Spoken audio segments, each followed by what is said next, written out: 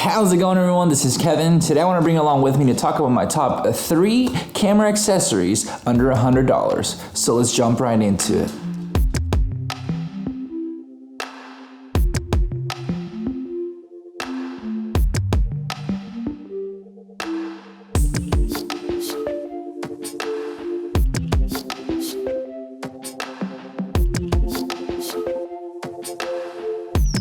So the first accessory that we're going to be covering is a way to get crispier audio by using a great microphone under $100. It is the Rode VideoMicro, which comes at $59. It's a great microphone for the price. It's very great for the size of it because you can use it for vlogging and for projects as well that you want to do without sacrificing too much of the quality. I've been using this microphone since I upgraded into a better microphone because the one that I had before was just a cheap microphone that came. Made a video about it before, so if you haven't checked out that video, I'll leave it down below so you can kind of compare the audio to go a little bit more in depth with that. Honestly, audio is one of the most important things you can have when it comes down to your videos on YouTube or projects overall, whether it's with sound design or talking audio, basically to have it nice and crispy sounding for your audience. See, most people can deal without the visuals basically being super high quality all the time, but the moment that your audio becomes not as professional sounding or just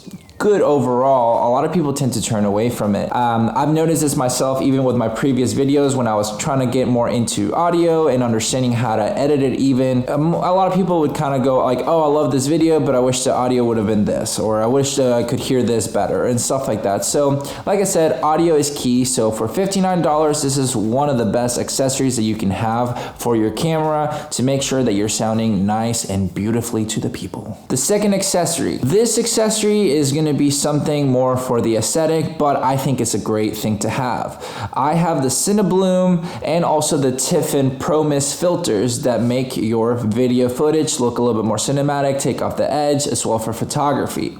I'm currently filming with the Pro Mist 1/4 Pro Mist filter from Tiffin, and this is a Cinebloom 20% filter.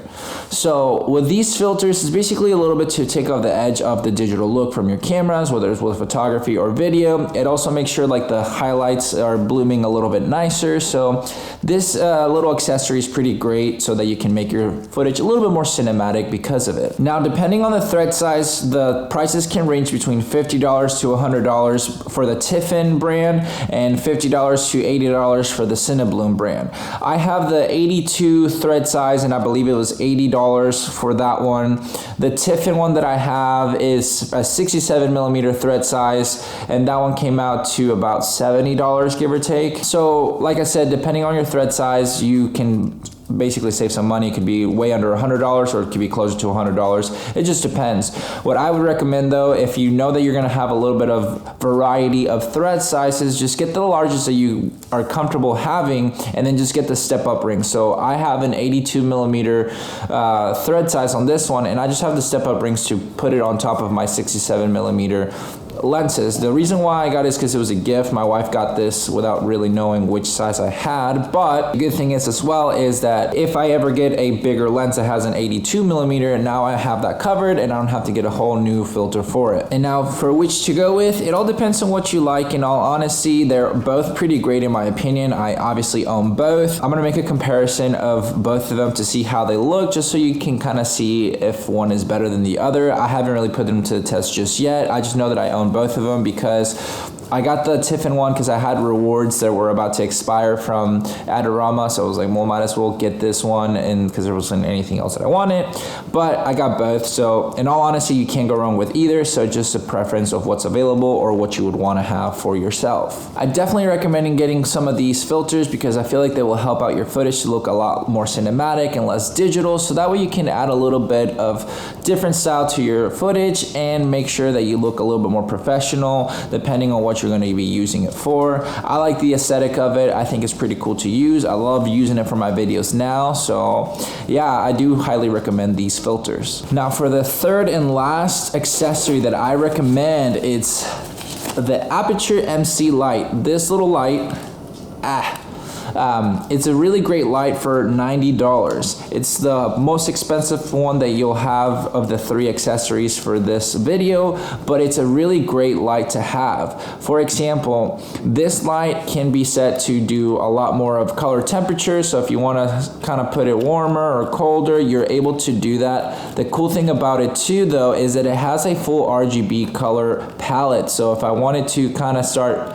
changing colors, I can, and it's pretty cool. So I think it's a really great light, and you can actually like lower the intensity as well and the saturation, so that way you can kind of mess around with the lighting that you want to have as well for this. For the price, $90 for a little light that can do all this is pretty great. It has a little magnet on the back, so you can kind of put it where there's a metal surface, that way you have an extra light. Let's say by a fridge that you're filming, you can have that extra light right there, or anything that you can get creative with to light your scene better.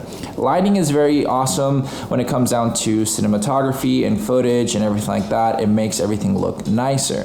That's why you have those films that look all cinematic light. It's not just because of the camera, it's because of the way that they're lighting everything to make it look more pleasing to the eye and more cinematically soft on the face and everything, so it looks very natural, but it also has everything lit perfectly. So for $90, getting this little light where it has a little kind of like softbox kind of thing, so if you want to basically light yourself up and have a little bit of a softer light, you can add the percentage of how much you want to use it for. It's phenomenal. I've used it quite a bit when I've had to film myself at night or I've had to do something with lights. I've also taken really cool long exposure photos like this one.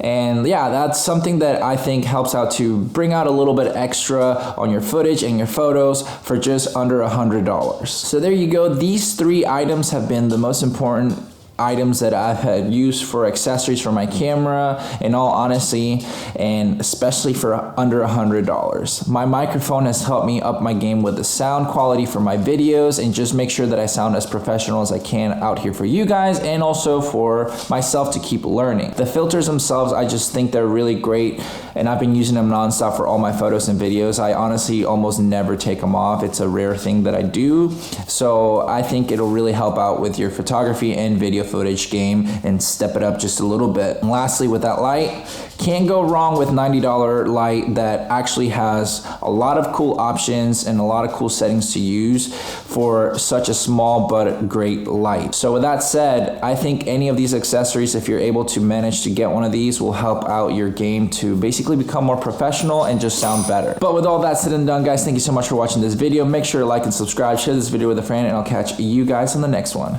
See you.